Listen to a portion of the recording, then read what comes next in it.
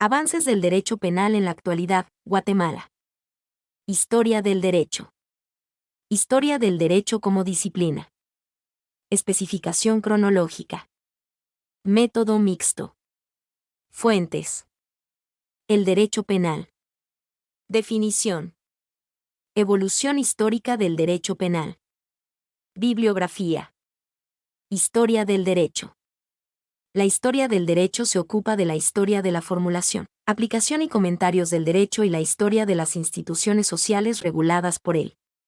De manera se integra la historia del mundo del derecho, obtenida de los textos jurídicos y la historia de las instituciones, bien sean públicas o privadas. La naturaleza propia de la historia del derecho como disciplina hace que haya de situarse entre otras dos grandes ramas del saber, como son la historia y el derecho, habiéndose llegado a afirmar que el historiador del derecho posee una doble ciudadanía, siendo considerado buen historiador entre los juristas y buen jurista entre los historiadores. De manera, la historia del derecho ha tenido la necesidad de elaborar una justificación que sustente su propia existencia, así como su independencia del resto de disciplinas. La disciplina se imparte mayoritariamente en las facultades de derecho. Historia del derecho como disciplina. Para que haya ciencia hace falta una esfera científica delimitada y un método científico. Las fuentes histórico-jurídicas en un principio harían referencia exclusiva a la ley.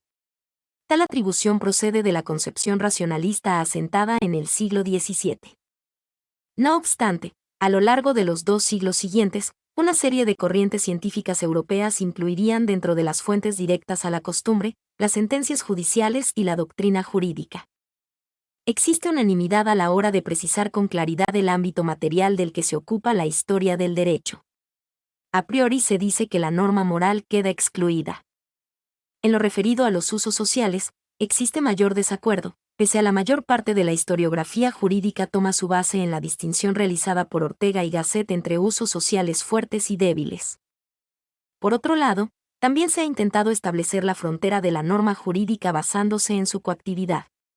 No obstante, es un planteamiento que no acaba de resolver el problema, pues excluiría de la historia del derecho a campos jurídicos tan evidentes como el derecho internacional por no existir una fuerza coactiva válida para restablecer la juridicidad. Por otro lado, existen multitud de casos en los que una norma coactiva tiene de ninguna manera carácter jurídico, como por ejemplo la norma que obliga a mantenerse dentro de un canon de belleza, seguramente. La postura mayoritaria trata de distinguir el campo de actuación de la historia del derecho dentro de las normas cuya violación es perseguida por el grupo social organizado mediante coacción. Otros autores van más allá y aportan una serie de rasgos que consideran indiciarios para la existencia de materia jurídica. Así puede considerarse que las consecuencias derivadas de la infracción de la norma que incluyan una conducta distinta y clara de infractor, modificaciones en el rango jurídico social o la satisfacción de una pena son, en principio, norma jurídica. Hay que señalar que pese a que en la actualidad la historia del derecho universal y el derecho comparado se hayan diferenciados con claridad, debido a que este último se centra en el análisis de sistemas jurídicos vigentes, hubo un tiempo en que ambas disciplinas se confundían. Hay que destacar que en la actualidad, el deseo de elaborar una historia universal del derecho plantea los mismos problemas que los proyectos de elaborar una historia universal general. Pese a ello, los intentos por elaborar una historia del derecho con un carácter cada vez más supranacional se han intensificado en los últimos tiempos. En Europa, por ejemplo, se está avanzando rápidamente gracias, entre otras cosas, a la creación de cátedras de historia del derecho europeo comparado o al esfuerzo realizado por instituciones de gran prestigio, como el Instituto Max Planck de Historia del Derecho Europeo de Frankfurt o el Centro di Studi per la Storia del Pensiero Giuridico Moderno de la Universidad de Florencia. Especificación cronológica.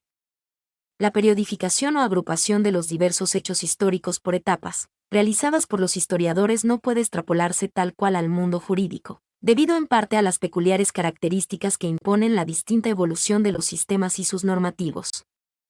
De esta manera, dentro de la historia del derecho, se han delimitado 3 métodos de análisis histórico. Método histórico o cronológico. Su análisis comienza realizando una separación de los hechos históricos en distintos periodos y con base en tal división, investiga los diferentes ordenamientos jurídicos.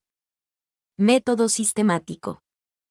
Establece que ha de comenzarse el análisis partiendo de una división de sistemas jurídicos, para posteriormente situar el hecho histórico en las etapas correspondientes.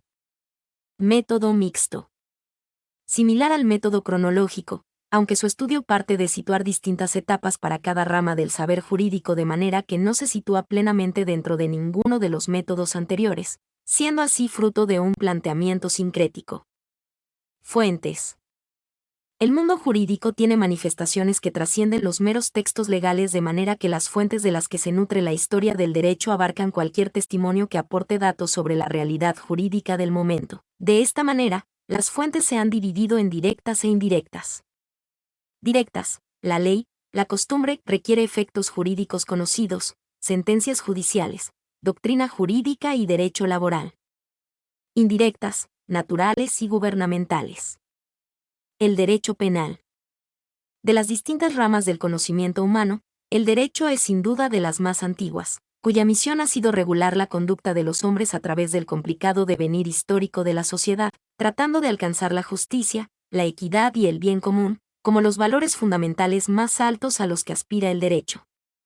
Y de las ciencias eminentemente jurídicas, es sin lugar a dudas el derecho penal la disciplina más vieja, cuya misión siempre ha sido filosóficamente proteger valores fundamentales del hombre, tales como su patrimonio, su dignidad, su honra, su seguridad, su libertad y su vida como presupuesto indispensable para gozar y disfrutar de todos los demás, hasta llegar a la protección del Estado y de la sociedad en la medida en que se tutele y se garantice la convivencia humana.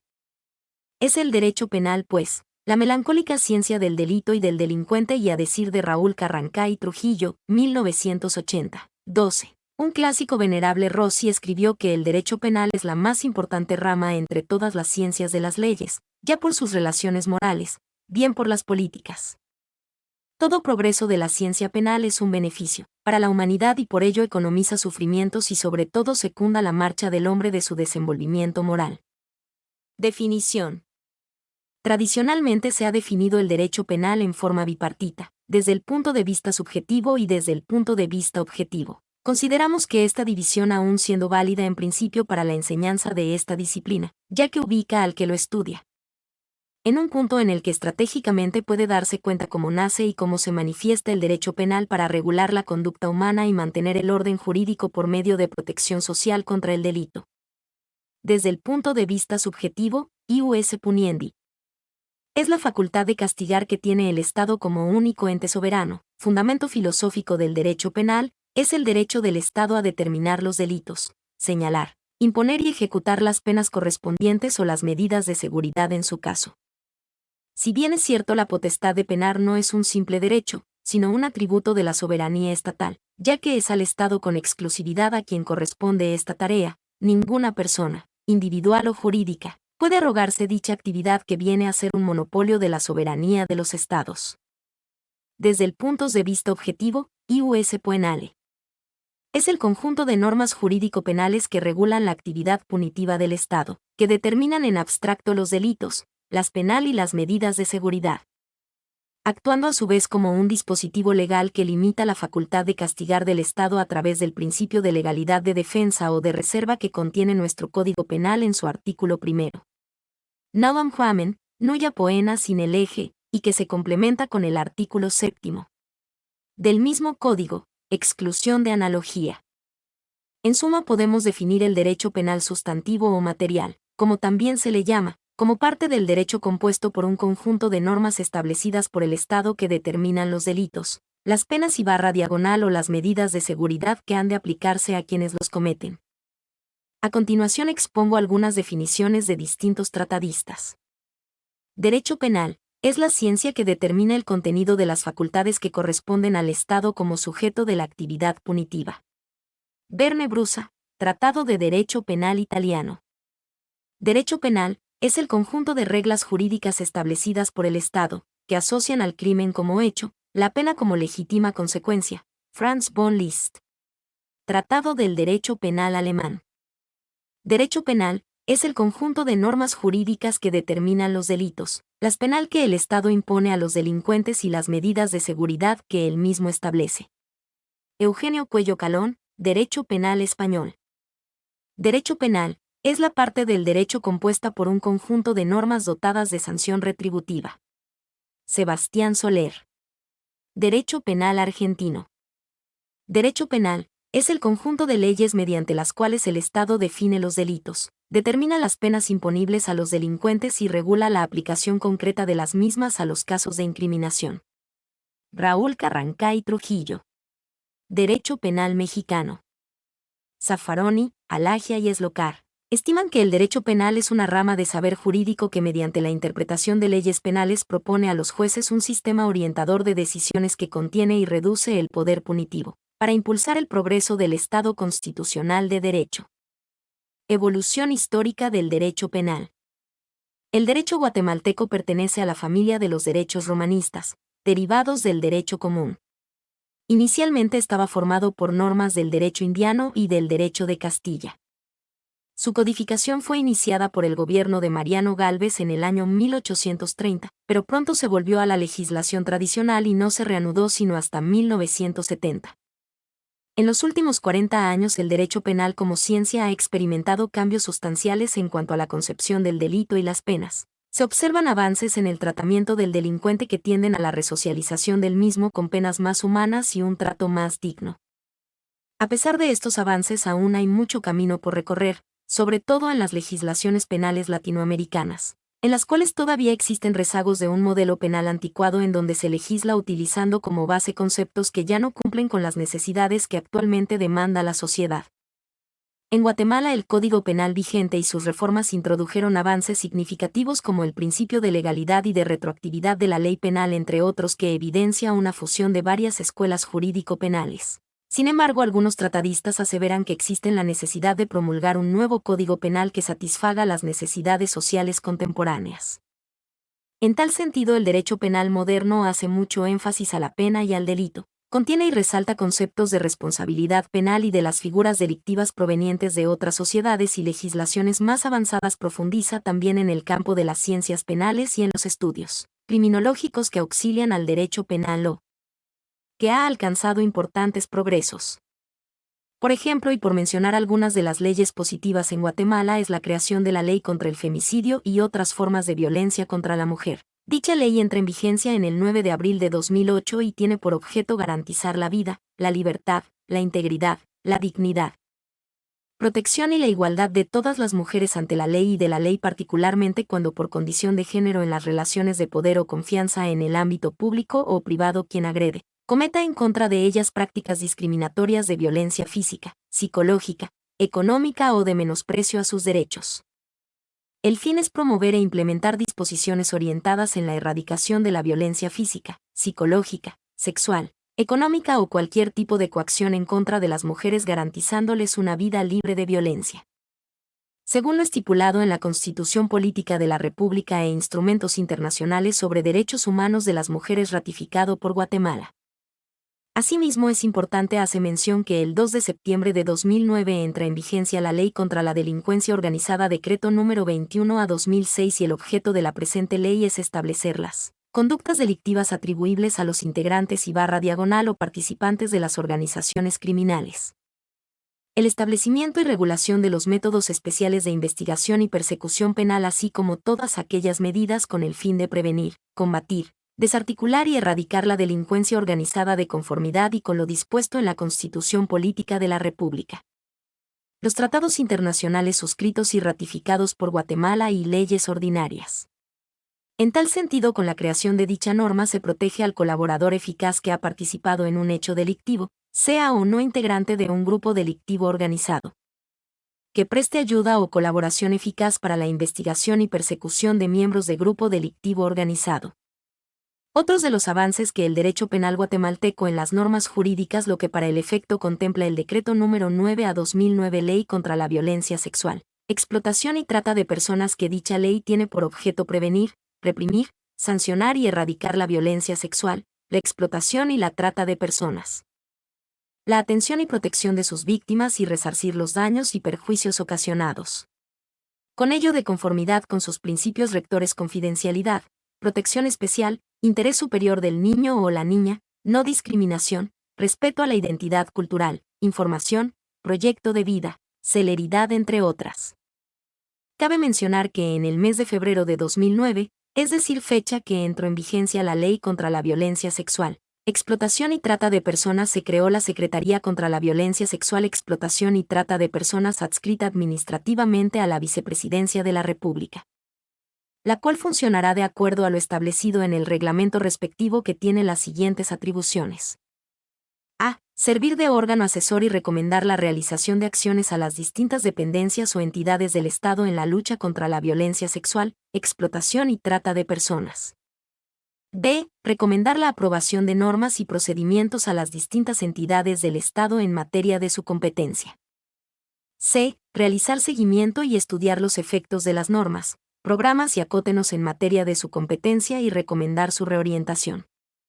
D. Diseñar e implementar medidas, planes, programas e iniciativas de información y sensibilización eficaces, estratégicas, constantes y sistemáticas a nivel nacional y local, tomando en cuenta el género, la diversidad cultural y étnica y los factores de vulnerabilidad de cada región del país, la edad, la cultura, el idioma de los destinatarios de la información y la comunidad en que ella se brinde. E. Trasladar los planos, programas, proyectos e iniciativas que apruebe a la Comisión Nacional de la Niñez y Adolescencia. F. Promover el desarrollo de estudios para descubrir, medir y evaluar los factores que facilitan la violencia sexual, la explotación y la trata de personas, entre ellos, las políticas y procedimientos migratorios. G. Promover la suscripción e implementación de acuerdos bilaterales o multilaterales para la protección internacional.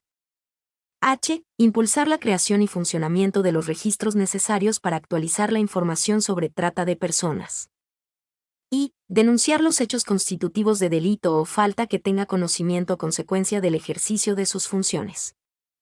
J. Impulsar en donde corresponda procesos de capacitación, actualización y especialización relacionados con la prevención, protección, atención y sanción de las disposiciones contenidas en la presente ley. K. Coordinar actividades y proyectos con las entidades y dependencias del Estado, quienes podrán coadyuvar con la Secretaría en lo que les fuere solicitado. L. Crear comités departamentales en el marco de las estrategias, políticas y objetivos de la Secretaría. En tal sentido, la Ley contra la Violencia Sexual, Explotación y Trata de Personas reformó varios artículos del Código Penal, Decreto 17 a 73, específicamente del título 4. Las mismas se adiciona, y por mencionar algunas, por ejemplo, el numeral sexto al artículo 51 del Código Penal, el cual queda así: a los condenados por los delitos.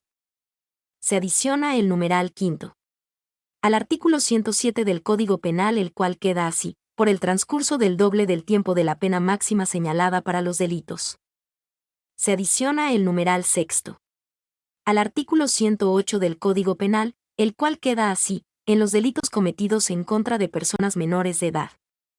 Se adiciona el artículo 150 bis al Código Penal, el cual queda así: maltrato contra personas menores de edad. Quien mediante cualquier acción u omisión provoque a una persona menor de edad. Se reforma el artículo 151 del Código Penal, el cual queda así: contagio de infecciones de transmisión sexual. Quien a sabiendas que padece de infección de transmisión sexual.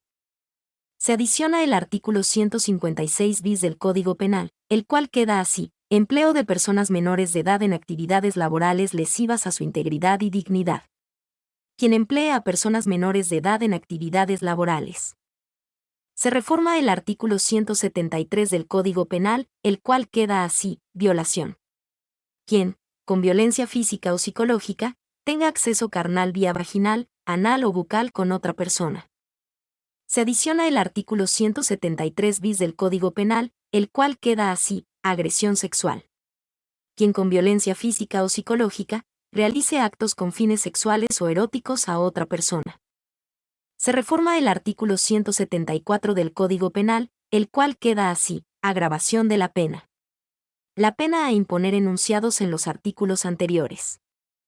Se reforma el artículo 188 del Código Penal, el cual queda así: exhibicionismo sexual. Quien ejecute o hiciere ejecutar a otra persona actos sexuales frente a personas menores de edad.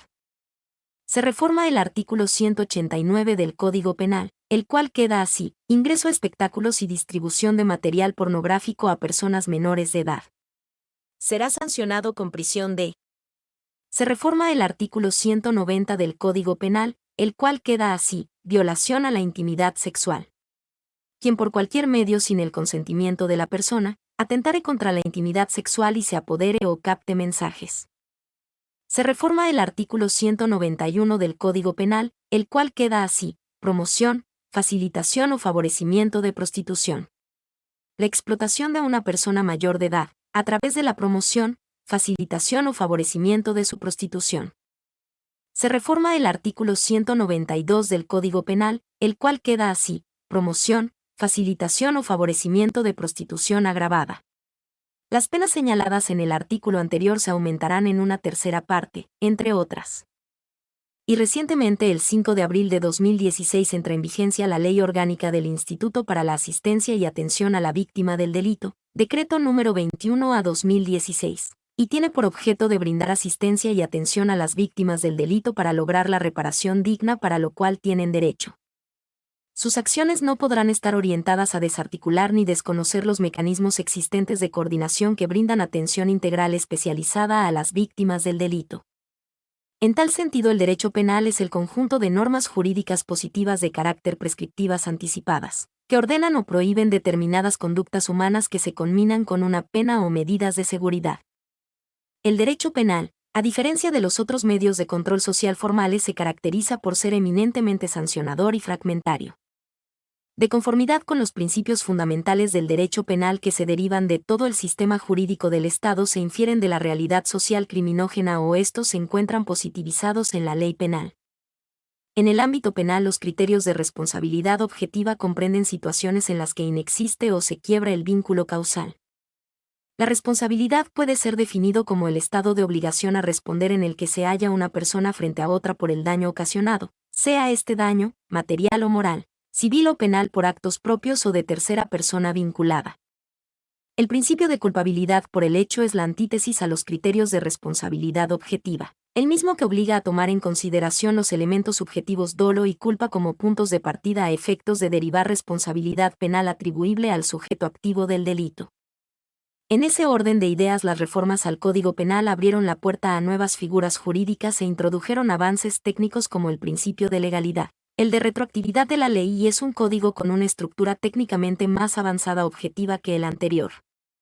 De tal cuenta que el Estado de Guatemala se organiza para proteger a la persona y su fin supremo es la realización del bien común a sí mismo, constituye deber esencial del Estado garantizar la vida, la libertad, la justicia, la seguridad, la paz y el desarrollo integral de la persona. Mi nombre es Demim. Soy tu asistente personal. Mi sitio en internet es demim.es.tl.